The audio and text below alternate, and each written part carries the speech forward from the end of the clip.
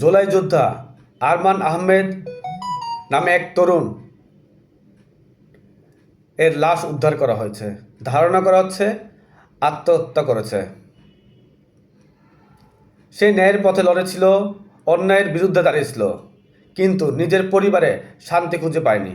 দুই স্ত্রীর টানাপোড়েনে মানসিক যন্ত্রণায় শেষমেশ নিজের জীবনটা নিজেই আত্মহননের পথ বেছে নিল। এই একটি ঘটনা আমাদের সমাজের হাজারো বাস্তবতার প্রতিচ্ছবি।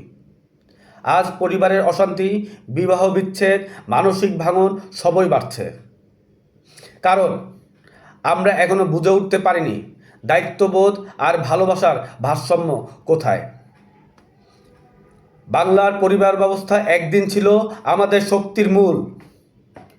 একটি পরিবার মানে ছিল ভালোবাসা, শ্রদ্ধা, সহমর্মিতা। কিন্তু সময় বদলেছে। অর্থ, আধিপত্য আর ইচ্ছার সংঘাতে সেই পরিবার আজ ভেঙে যাচ্ছে। আমাদের প্রজন্ম এখন কষ্টে, বিভ্রান্তিতে একসাথে 2, 3, 4 সম্পর্কের জালে জড়িয়ে যাচ্ছে। ফলাফল ভাঙা মন, একলা জীবন এবং অনেক ক্ষেত্রে মৃত্যু। একাধিক বিয়ে শুধু নারী নয়, একাধিক পুরুষদের মন মানসিকতা ভেঙে দেয়, সন্তানদের ভবিষ্যৎ অনিশ্চিত করে তোলে। পরিবারের ভিতর তৈরি হয় হিংসা, অবিশ্বাস আর নীরব অশান্তি।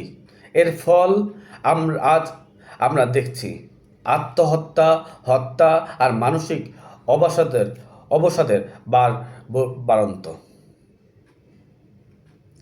আমি বিশ্বাস করি একজন মানুষ একটি জীবনসঙ্গী, একটি সম্পর্কে পূর্ণ ভালোবাসা, দায়িত্ব আর সৎ প্রতিশ্রুতি থাকতে পারে। আমি মোহাম্মদ জহিরুল আলম সৌরভ এই সমাজে নৈতিক ও মানবিক পরিবর্তন আনার উদ্যোগ নেব। আমরা চাই এক বিবাহ নীতি আইনগতভাবে স্বীকৃত হোক।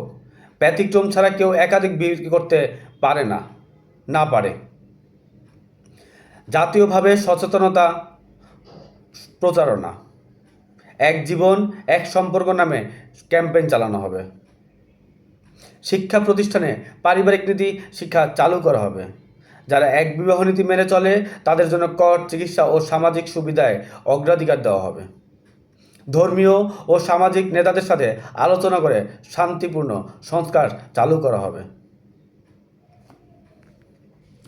তুমি যদি চাও সমাজের স্থায়িত্ব, সন্তানদের জন্য সুন্দর ভবিষ্যৎ, তবে শুরুটা তোমাকেই করতে হবে। ভালোবাসা মানে ভোগ নয়, মানে দায়িত্ব। একটি সম্পর্কের প্রতি বিশ্বস্ত থাকা মানে মানবিক শক্তি প্রদর্শন করা। আমি চাই আমাদের বাংলাদেশ এমন এক দেশ হোক যেখানে নারী পুরুষ একে অপরের সম্মানে জীবন কাটাবে, যেখানে পরিবার হবে শান্তির আশ্রয়, বিভেদের কেন্দ্র নয়। আমরা সবাই মিলে বলি, এক বিবাহ, এক পরিবার, এক বাংলাদেশ। একজন মানুষ, এক ভালোবাসা, স্থিতিশীল পরিবার, শক্তিশালী জাতি। সবাইকে ধন্যবাদ।